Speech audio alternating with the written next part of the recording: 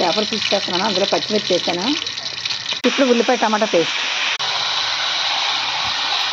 చేపల పులుసుకి మసాలా 1 స్పూన్ జీలకర్ర, 1 స్పూన్ ఆవాలు, ఒక 2 స్పూన్లేమో ధనియాలు, చిన్న చెక్క, 4 లవంగాలు, 1 స్పూన్ గసగసాలు, అంతే.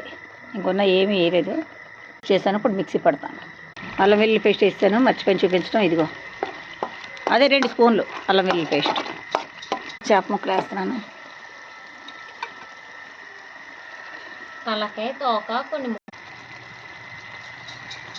ఇది పెద్ద స్పూన్ కదా, 2 స్పూన్లు కారం.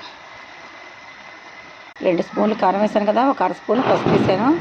ఇప్పుడు 2 స్పూన్లు సాల్ట్.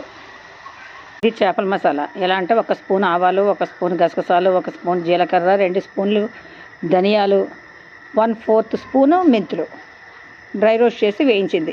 ఒక 2 లవంగాలను, చిన్న చెక్క వేసాను, అంతే. ఇంకో మసాలాలు ఏమి వేయలేదు, అంతే.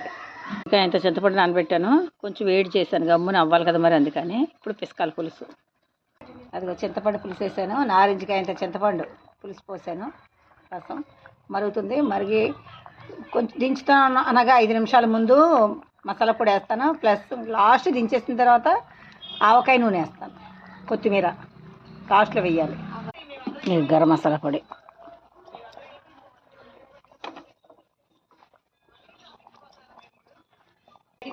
కొత్తిమీర అయిపోయింది. పులుసు అయిపోయింది. కొత్తిమీర వేస్తాను.